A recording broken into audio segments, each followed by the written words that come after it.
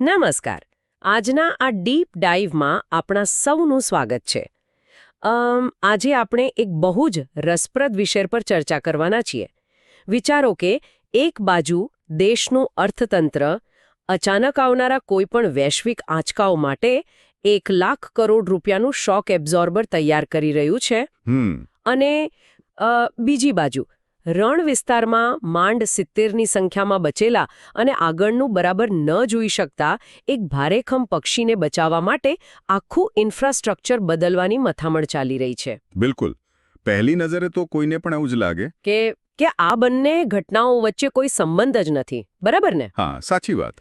પણ જુઓ, જો આપણે 18મી માર્ચ 2026ના દૈનિક માનસના દસ્તાવેજો પર નજર કરીએ, જે આપણું આજનું સોર્સ મટીરિયલ છે, તો સમજાય છે કે આ બધું એક બહુ મોટા ચિત્રનો ભાગ છે. આજના આ ડીપ ડાઇવનું મુખ્ય ઉદ્દેશ્ય જ એ સમજવાનો છે કે ભારત પોતાના ભવિષ્યને અલગ-અલગ મોરચે કઈ રીતે સુરક્ષિત કરી રહ્યું છે, પછી તે સાહિત્યિક વારસો હોય કે અર્થતંત્ર હોય. અને આ તમામ દસ્તાવેજોનો મૂળ સૂર એક જ છે, અને તે છે ભવિષ્યની તૈયારી. સોર્સ મટીરિયલમાં શરૂઆતમાં જ એક બહુ સરસ સુભાષિત આપવામાં આવ્યો છે. અચ્છા, કયું સુભાષિત છે? એમાં લખ્યું છે કે જેમ સૂર્ય પોતાના પ્રખર તેજથી સમગ્ર પૃથ્વીને પ્રકાશિત કરે છે, તેમ એક વીર પોતાના પરાક્રમથી સમગ્ર પૃથ્વીને પ્રભાવિત કરે છે. અરે વાહ, બહુ ઊંડી વાત છે આ. હા, અને આજના આધુનિક સમયમાં આપણે આને કઈ રીતે જોઈ શકીએ? મતલબ, આજે કોઈ રાષ્ટ્રનું પરાક્રમ માત્ર સૈન્ય બળ પૂરતું સીમિત નથી હોતું. સાચી વાત છે. આજના યુગમાં જ્ઞાન, અગાઉથી રચેલી વ્યૂહરચના અને યોગ્ય સમયે લીધેલા નિર્ણયો એ જ રાષ્ટ્રનું ખરું પરાક્રમ છે. તો ચાલો આધુનિક પરાક્રમના આ અલગ-અલગ પાસાઓને ડીકોડ કરીએ. શરૂઆત કરીએ આપણા સાંસ્કૃતિક વારસાની જાળવણીથી. દસ્તાવેજો મુજબ સંસ્કૃતિ મંત્રાલય દ્વારા 16મી માર્ચથી જ્ઞાન ભારતમ મિશન હેઠળ આખા દેશમાં 3 મહિનાની એક રાષ્ટ્રવ્યાપી હસ્તપ્રત મેપિંગ ડ્રાઇવ શરૂ કરવામાં આવી છે. અને આનો આંકડો ખરેખર ચોંકાવનારો છે. હા, ભારતમાં અંદાજે 1 કરોડ જેટલી પ્રાચીન હસ્તપ્રતો છે. બરાબર. જે દુનિયાનો સૌથી મોટો સંગ્રહ માનવામાં આવે છે. 1 કરોડ! આ તો બહુ મોટી સંખ્યા કહેવાય. અને આ ઝુંબેશનો હેતુ જીઓ ટેગિંગનો ઉપયોગ કરીને એક નેશનલ ડિજિટલ રિપોઝિટરી બનાવવાનો છે, જેથી ઇન્ટેલેક્ચ્યુઅલ પાયરસી અટકાવી શકાય. જી. પણ અહીં મને એક સીધો પ્રશ્ન થાય છે. એટલે આ તો જાણે આપણા પ્રાચીન જ્ઞાન પર ડિજિટલ જીપીએસ ટ્રેકર લગાવવા જેવી વાત થઈ. હા, એક રીતે એવું જ કહી શકાય. તો મારો પ્રશ્ન એ છે કે કોઈના ઘરના માળિયામાં કે કોઈ જૂના મંદિરમાં ધૂળ ખાતી હસ્તપ્રતને જીઓ ટેગ કરવાથી ખરેખર શું હાંસિલ થશે? મતલબ, ભવિષ્યના સંશોધકોને આનાથી શું ફાયદો થવાનો છે? જુઓ, આ બહુ સારો પ્રશ્ન છે. આ માત્ર પુસ્તકો પર લોકેશન પિન લગાવવાની વાત નથી. અત્યાર સુધી આપણી સૌથી મોટી સમસ્યા એ હતી કે આપણું આ પ્રાચીન જ્ઞાન બહુ વિકેન્દ્રિત છે. એટલે કે કોઈ એક જગ્યાએ નથી સચવાયેલું. બિલકુલ નહીં. તે કોઈ એક લાઇબ્રેરીમાં નથી. કોઈ હસ્તપ્રત કાશ્મીરના કોઈ મઠમાં પડી છે, તો કોઈ કેરળના કોઈ પરિવાર પાસે સચવાયેલી છે. જ્યારે કોઈ સંશોધકો કોઈ વિષય પર કામ કરતા હોય, ત્યારે અડધી ઉંમર તો સાચો સંદર્ભ શોધવામાં જ જતી રહે છે. સમજાય છે. પણ જ્યારે આપણે તેને જીઓ ટેગ કરીએ છીએ અને જ્ઞાન ભારતમ એપ પર મૂકીએ છીએ, ત્યારે આપણે તેનું પ્રમાણીકરણ કરીએ છીએ. આનાથી એ સાબિત થાય છે કે કઈ હસ્તપ્રત કયા કાળની છે અને ક્યાં સચવાયેલી છે. અચ્છા, એટલે બહારની કોઈ વ્યક્તિ તેનો ગેરલાભ ન ઉઠાવી શકે? બરાબર. કોઈ વિદેશી સંસ્થા હવે આપણા પ્રાચીન આયુર્વેદિક કે ખગોળશાસ્ત્રીય જ્ઞાનની ઇન્ટેલેક્ચ્યુઅલ પાયરસી કરીને પોતાના નામે પેટન્ટ નહીં કરાવી શકે, કારણ કે આપણી પાસે તેનો પાક્કો ડિજિટલ અને ભૌગોલિક પુરાવો હશે. સાચી વાત. અને આટલા મોટા પાયે મેપિંગ કરવાનું કામ કોઈ એકાદ મંત્રાલય એકલા હાથે તો કરી જ ન શકે. ના, જરાય નહીં. સોર્સમાં ઉલ્લેખ છે કે આના માટે છેક ચીફ સેક્રેટરીના સ્તરે રાજ્ય સમિતિઓ અને જિલ્લા મેજિસ્ટ્રેટના સ્તરે જિલ્લા સમિતિઓ બનાવવામાં આવી છે. એટલે કે આખા સરકારી તંત્રને આ વારસાની સુરક્ષામાં જોડી દેવામાં આવ્યું છે. આજ તો આ મિશનની ગંભીરતા દર્શાવે છે. જ્યારે માહિતીનું આ રીતે કેન્દ્રીકરણ થાય છે અને સમિતિઓ દ્વારા તેનું સંચાલન થાય છે, ત્યારે તે સામાન્ય લોકો માટે જ્ઞાન ભારતમ એપ દ્વારા જનસુલભ બને છે. ઇતિહાસ હવે માત્ર બંધ ઓરડાઓમાં કે કોઈના માળિયામાં નહીં રહે. બિલકુલ. અને ઇતિહાસ અને સાહિત્યની આ વાત પ્રાચીન ગ્રંથોથી લઈને આધુનિક કલમ સુધી પહોંચે છે. આપણે સાહિત્યની વાત કરીએ તો સોર્સમાં 60મા જ્ઞાનપીઠ પુરસ્કારની જાહેરાતનો પણ ઉલ્લેખ છે.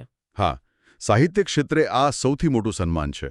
અને આ વખતે આ સન્માન તમિલ ગીતકાર અને લેખક આર વૈરામુથુને એનાયત કરવામાં આવનાર છે. તેમની સફર ખૂબ જ રસપ્રદ છે. ખરેખર તેમની કારકિર્દી બહુ લાંબી અને પ્રભાવશાળી રહી છે. હા, માત્ર 18 વર્ષની ઉંમરે કાવ્ય સંગ્રહ વેગર ઈ મિંગલ પ્રકાશિત કરવો, ફિલ્મોમાં 8000થી વધુ ગીતો લખવા, 7 નેશનલ એવોર્ડ જીતવા અને તમિલ સાહિત્યમાં કવિયાર સુ એટલે કે કવિઓના સમ્રાટ તરીકે ઓળખાવવું આ કોઈ સામાન્ય સિદ્ધિ તો નથી જ. વળી તેઓ આ સન્માન મેળવનાર ત્રીજા તમિલ લેખક અને પ્રથમ તમિલ કવિ છે. જી.આર. વૈરામુથુની આ પસંદગી એ દર્શાવે છે કે સાહિત્ય માત્ર ભારેખમ પુસ્તકો પૂરતું સીમિત નથી. તેમણે સિનેમાના માધ્યમથી કવિતાને સામાન્ય લોકો સુધી પહોંચાડી છે. સાચી વાત છે. ગીતો દ્વારા સાહિત્ય સીધું લોકોના દિલો સુધી પહોંચે છે. બરાબર. અને જ્ઞાનપીઠ પુરસ્કારનું મૂલ્યાંકન પણ એ જ રીતે થાય છે. જો આપણે થોડા ઇતિહાસમાં જઈએ તો 1961માં સાહુ શાંતિપ્રસાદ જૈન પરિવાર દ્વારા આ પુરસ્કાર શરૂ કરાયો હતો. તેમાં વિજેતાને 11 લાખ રૂપિયા અને વાઘદેવી એટલે કે માતા સરસ્વતીની પ્રતિમા આપવામાં આવે છે. પરંતુ 1982માં એક બહુ મોટો નીતિગત ફેરફાર થયો હતો, જે સાંભળનાર માટે જાણવો અને સમજવો જરૂરી છે. હા, એ ફેરફાર વિશે મેં પણ વાંચ્યું હતું. 1982 પહેલાં આ પુરસ્કાર કોઈ એક ચોક્કસ પુસ્તક માટે અપાતો હતો, ખરું ને? બરાબર. 1965થી લઈને 1981 સુધી માત્ર કોઈ એક શ્રેષ્ઠ કૃતિને આધારે જ મૂલ્યાંકન થતું હતું. પરંતુ સાહિત્યિક સર્જન એ કોઈ એક પુસ્તકમાં કેદ થઈ શકતું નથી. એ તો આખી જિંદગીની તપસ્યા છે. બિલકુલ. તે એક આજીવન પ્રક્રિયા છે. તેથી જ 1982 પછી આ પુરસ્કાર લેખકના સમગ્ર જીવન દરમિયાન ભારતીય સાહિત્યમાં આપેલા યોગદાન માટે આપવાનો નિર્ણય લેવાયો. આનાથી એ સુનિશ્ચિત થયું કે જે લેખકે દાયકાઓ સુધી સાહિત્યની સેવા કરી છે તેના સમગ્ર અસ્તિત્વને બિરદાવવામાં આવે. અને હા, આ પુરસ્કાર મરણોત્તર અપાતો નથી. બરાબર. અને આ સંદર્ભમાં જોતા આપણા ગુજરાતી સાહિત્યકારોનું યોગદાન પણ રાષ્ટ્રીય ફલક પર કેટલું વિશાળ રહ્યું છે તે ખાસ યાદ કરવું ગમે. હા, ચોક્કસ. 1967માં જ ઉમાશંકર જોશી પ્રથમ ગુજરાતી તરીકે આ પુરસ્કાર મેળવી ચૂક્યા હતા. અને ત્યારબાદ પન્નાલાલ પટેલ, રાજેન્દ્ર શાહ અને રઘુવીર ચૌધરીએ આ પરંપરા આગળ વધારી. અત્યાર સુધીમાં કુલ 4 ગુજરાતીઓને આ એવોર્ડ મળ્યો છે. આ ખરેખર ગૌરવની વાત છે. હા. જુઓ, સાહિત્ય અને સંસ્કૃતિ એ દેશનો આત્મા છે. એને સાચવવો ખૂબ જ જરૂરી છે. પણ આ આત્મા ત્યારે જ સુરક્ષિત રહે જ્યારે દેશનું આર્થિક માળખું મજબૂત હોય. બિલકુલ સાચી વાત. અને આ જ વાત આપણને 13મી માર્ચના એ દસ્તાવેજ તરફ લઈ જાય છે, જેમાં લોકસભામાં નાણામંત્રી નિર્મલા સીતારમણ દ્વારા 1 લાખ કરોડ રૂપિયાના ઇકોનોમિક સ્ટેબિલાઇઝેશન ફંડ અથવા જેને ESF કહેવાય છે તેની જાહેરાત કરવામાં આવી. આર્થિક દ્રષ્ટિએ જોઈએ તો આ 18મી માર્ચના દસ્તાવેજોનો કદાચ સૌથી મહત્વપૂર્ણ હિસ્સો છે. હું તો આ ફંડને એક કારના શોક એબ્ઝોર્બર તરીકે જોઉં છું. મતલબ, કલ્પના કરો કે ભારતીય અર્થતંત્ર 100ની સ્પીડ પર હાઈવે પર દોડી રહ્યું છે. સપ્લાય ચેન ખોરવાઈ જાય અને ક્રૂડ ઓઇલના ભાવ આસમાને પહોંચી જાય. જો આપણી પાસે આ 1 લાખ કરોડનું શોક એબ્ઝોર્બર ન હોય તો ભારતીય અર્થતંત્રની ગાડીમાં બેઠેલા લોકોને સીધો ઝટકો લાગે, મોંઘવારી વધે. પણ આ ફંડ એ આંચકાને પચાવી લેવા માટે છે. એકદમ સાચું ઉદાહરણ આપ્યું. પણ મારો એક પ્રશ્ન છે, અને આ બહુ પ્રેક્ટિકલ પ્રશ્ન છે. સરકાર કહે છે કે આ ફંડથી દેશના દેવામાં કોઈ વધારો નહીં થાય. હવે 1 લાખ કરોડ કોઈ નાની રકમ તો છે નહીં. ના, જરાય નહીં. અચાનક હવામાંથી તો આ પૈસા આવ્યા નહીં હોય. તો દેવું વધાર્યા વગર આ રકમ અચાનક ક્યાંથી ઊભી કરવામાં આવી? આની પાછળનું ગણિત શું છે? ખરી આર્થિક શિસ્ત અહીં જ દેખાય છે. જો આ કોઈ નવું દેવું નથી. સરકારે પૂરક અનુદાનના બીજા હપ્તામાં એટલે કે second batch of supplementary demands for grants સાથે આ ફંડ રજૂ કર્યું છે. આમાં થાય છે એવું કે વર્ષ દરમિયાન અલગ અલગ મંત્રાલયોને જે બજેટ ફાળવવામાં આવ્યું હોય તેમાં ઘણી જગ્યાએ બચત થતી હોય છે. અચ્છા. અમુક પ્રોજેક્ટ પાછળ ધાર્યો ખર્ચ ન થયો હોય અથવા સરકારને કોઈ બીજી રીતે વધારાની આવક થઈ હોય. સત્તાવાર આંકડા મુજબ 57,381 કરોડથી વધુ રકમ તો ચોખ્ખા ખર્ચની પૂરક માંગણીઓમાંથી જ લેવામાં આવી છે. ઓહ, અડધાથી વધુ રકમ ત્યાં જ આવી ગઈ? હા, અને બાકીની રકમ આંતરિક બચત અને અન્ય આવકમાંથી મેળવાશે. સાવ સરળ ભાષામાં કહીએ તો આખા ઘરના અલગ અલગ રૂમમાં જે વધારાના પૈસા પડ્યા હતા તેને ભેગા કરીને ઇમરજન્સી માટે એક અલગ સેફમાં મૂકી દેવામાં આવ્યા છે. અરે વાહ! એટલે જ 2025-26 માટેનો જે 4.4%નો ફિસ્કલ ડેફિસિટનો એટલે કે રાજકોષીય ખાધનો લક્ષ્યાંક હતો તેના પર આની કોઈ અસર નહીં થાય. બરાબર. આ બહુ મોટી સિદ્ધિ છે. નોર્વે અને ચીલી જેવા દેશોએ આ જ મોડેલ અપનાવેલું છે. હા, મેં એમના સોવરેન વેલ્થ ફંડ્સ વિશે સાંભળ્યું છે. હા, નોર્વે પાસે તેલની આવકનું ફંડ છે અને ચીલી પાસે તાંબા માટે છે. જ્યારે આંતરરાષ્ટ્રીય બજારમાં તેલ કે તાંબાના ભાવ ગગડે કે ઉછળે ત્યારે તેમની સ્થાનિક અર્થવ્યવસ્થાને સીધી અસર નથી થતી. ભારત હવે એ જ દિશામાં પોતાની આર્થિક સુરક્ષાની દિવાલ મજબૂત કરી રહ્યું છે. પણ આપણે જાણીએ છીએ કે તિજોરી ભલે ગમે તેટલી સુરક્ષિત હોય, જો સરહદો અને આકાશ સુરક્ષિત ન હોય તો એ આર્થિક તાકાત લાંબો સમય ટકી શકતી નથી. બિલકુલ. આર્થિક તાકાત ત્યારે જ ટકે જ્યારે દેશ સુરક્ષિત હોય. હા, અને આ જ મુદ્દા પર 14મી માર્ચના રોજ સંરક્ષણ મંત્રી દ્વારા રજૂ કરાયેલું ડિફેન્સ ફોર્સિસ વિઝન 2047 આપણને એક સ્પષ્ટ રોડમેપ આપે છે. આ કોઈ સામાન્ય હથિયારો ખરીદવાની વાત નથી. ના, આ એક આખું વિઝન છે. હા, આઝાદીના 100 વર્ષ પૂરા થવા સુધીમાં સૈન્યને મૂળભૂત રીતે અપગ્રેડ કરવાનો આખો પ્લાન છે, જે હેડક્વાર્ટર્સ ઇન્ટિગ્રેટેડ ડિફેન્સ સ્ટાફ દ્વારા તૈયાર કરાયો છે. સોર્સ પ્રમાણે આના 3 મુખ્ય પાયા છે. પહેલો, ટેકનિકલ પ્રગતિ, જેમાં AI અને ક્વોન્ટમ સેન્સિંગનો ઉપયોગ થશે. બીજો, સંયુક્તતા, એટલે કે આર્મી, નેવી અને એરફોર્સનો પૂરો તાલમેલ. અને ત્રીજો, મલ્ટી ડોમેન ક્ષમતા.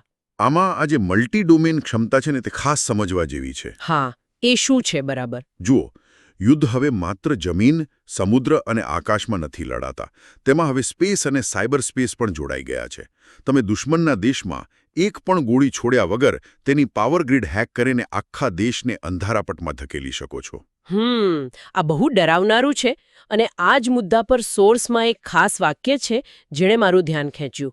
તેમાં લખ્યું છે કે સૈન્ય હવે ઇન્ફોર્મેશન સુપિરિયોરિટીથી આગળ વધીને ડિસિઝન સુપિરિયોરિટી પર ભાર મૂકશે. હા, બનાવવાનો પણ પ્રસ્તાવ છે. તો અહીં મારો પ્રશ્ન એ છે કે જો ડેટા અને સાયબર કમાન્ડ જે જ નિર્ણયો લેવાના હોય તો શું ટ્રેડિશનલ સૈનિકોનું મહત્વ ઘટી જશે? અને આ કોગ્નિટિવ વોરફેર વળી શું છે? આ ભવિષ્યના યુદ્ધની બહુ વાસ્તવિક સચ્ચાઈ છે. અત્યાર સુધી એવું મનાતું કે જેની પાસે દુશ્મનની સૌથી વધુ માહિતી હોય તે યુદ્ધ જીતે. આને ઇન્ફોર્મેશન સુપિરિયોરિટી કહેવાય. બરાબર. પણ હવે ડ્રોન્સ, સેટેલાઇટ્સ અને સેન્સર્સ એટલો બધો ડેટા આપે છે કે માનવ મગજ માટે તે બધો ડેટા પ્રોસેસ કરવો અશક્ય થઈ જાય છે. ડેટાનો ઓવરલોડ થઈ ગયો છે. હા, માહિતીનો ઢગલો થઈ જાય. ત્યાં જરૂર પડે છે આર્ટિફિશિયલ ઇન્ટેલિજન્સની. ડિસિઝન સુપિરિયોરિટી એટલે ડેટામાંથી મિલિસેકન્ડમાં સાચો નિર્ણય લેવાની ક્ષમતા.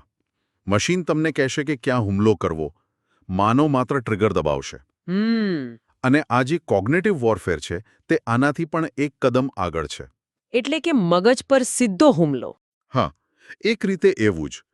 કોગ્નિટિવ વોરફેર એટલે દુશ્મન દેશના નાગરિકો અને સૈનિકોની વિચારવાની પ્રક્રિયામાં જ ખલેલ પહોંચાડવી. બાપરે. ડીપફેક વિડિયો, ખોટી માહિતીનું પૂર અને સાયબર પ્રોપેગેન્ડા દ્વારા એવી ભ્રમણા ઊભી કરવી કે દુશ્મન દેશ લડ્યા વગર જ હાર માની લે. આનો સામનો કરવા માટે જ આ નવી એક્શન ફોર્સ બનાવવાની વાત છે. તો શું આ બધું રાતોરાત થઈ જશે? ના, આના અમલીકરણના 3 તબક્કા છે. 2030 સુધી સંક્રમણનો યુગ ચાલશે, 2030થી 40 સુધી તમામ ફોર્સનું એકીકરણ થશે અને 2047માં આપણે શ્રેષ્ઠતાના યુગમાં પ્રવેશીશું. આ ઉપરાંત ભવિષ્યના હવાઈ જોખમો સામે રક્ષણ મેળવવા માટે મિસાઇલ અને એર ડિફેન્સ સિસ્ટમનો વિસ્તાર કરતા મિશન સુદર્શનનો પણ આમાં ખાસ ઉલ્લેખ છે. અરે વાહ! આ ખરેખર રોમાંચક પણ છે અને થોડું ડરાવનારું પણ છે. એટલે આપણે 1 કરોડ હસ્તપ્રતોથી શરૂઆત કરી, 1 લાખ કરોડ રૂપિયાની તિજોરી ભરી અને આધુનિક સૈન્યથી સરહદો સીલ કરી દીધી. પરંતુ આ જમીન પર આપણી સાથે વસતા અબોલ જીવોને જો આપણે ન બચાવી શક્યા તો આપણી આ ભવિષ્યની સુરક્ષા અધૂરી છે. સોર્સમાં પ્રોજેક્ટ ગ્રેટ ઇન્ડિયન બસ્ટાર્ડ વિશેની જે માહિતી છે તે બહુ જ હૃદયસ્પર્શી છે. જી બિલકુલ. રાજસ્થાનના સંરક્ષણ સંવર્ધન કેન્દ્રમાં કેપ્ટિવ બ્રીડિંગ એટલે કે કૃત્રિમ માવજતના પ્રોગ્રામના ચોથા વર્ષે ગ્રેટ ઇન્ડિયન બસ્ટાર્ડના 9 બચ્ચાનો જન્મ થયો છે. અને આ સાથે હવે તેમની કુલ સંરક્ષિત સંખ્યા 70 પર પહોંચી છે. હા. આ પક્ષીને ગુજરાતમાં આપણે ઘોરાડ કહીએ છીએ.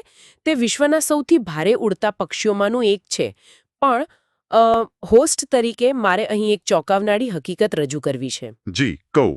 હા, પણ આ પક્ષીમાં ફ્રન્ટલ વિઝન એટલે કે આગળ જોવાની દૃષ્ટિનો અભાવ હોય છે. કલ્પના કરો કે કોઈ વ્યક્તિ આંખે પાટા બાંધીને હાઈવે પર ડ્રાઇવિંગ કરતો હોય. આ જ કારણે તેઓ ઉડતા હોય ત્યારે વીજળીના તાર સાથે અથડાઈને જીવ ગુમાવે છે. આ બહુ જ દુઃખદ બાબત છે. હા, પણ મારો પ્રશ્ન એ છે કે માંડ 70 પક્ષીઓ બચ્યા છે, તો શું માત્ર 70 પક્ષીઓની એક પ્રજાતિને બચાવવી આખા રણ વિસ્તાર માટે એટલી જરૂરી છે? શું આપણે એમને જવા દઈને આગળ ન વધી શકીએ? જો આપણે પ્રકૃતિના વિજ્ઞાનને ન સમજીએ તો આ પ્રશ્ન વાજબી લાગે. પણ ઇકોલોજીમાં કોઈ પણ જીવ એકલો નથી હોતો. ઘોરાડ એ સર્વહારી પક્ષી છે અને તે ઘાસના મેદાનોની એટલે કે ગ્રાસલેન્ડ ઇકોસિસ્ટમની તંદુરસ્તી દર્શાવતી મુખ્ય પ્રજાતિ છે. અચ્છા, જેને વિજ્ઞાનની ભાષામાં ઇન્ડિકેટર સ્પીસીસ કહેવાય છે. એટલે કે તે પર્યાવરણનું બેરોમીટર છે. બિલકુલ. જો તે નાશ પામશે તો તેનો સીધો અર્થ એ છે કે આખી ઇકોસિસ્ટમ જોખમાં છે. આ માત્ર એક પક્ષીને બચાવવાની વાત નથી, આ એક આખી ઇકોસિસ્ટમ બચાવવાની લડાઈ છે. એટલે જ IUCNની રેડ લિસ્ટમાં તે ક્રિટિકલી એન્ડેન્જર્ડ એટલે કે ગંભીર રીતે જોખમમાં છે. અને આપણા વન્યજીવ સંરક્ષણ અધિનિયમ 1972ના અનુસૂચિ 1માં તેને સામેલ કરવામાં આવ્યું છે, જે દર્શાવે છે કે તેને બચાવવું કેટલું અગત્યનું છે. આ જ તો ખલી સમજણ છે.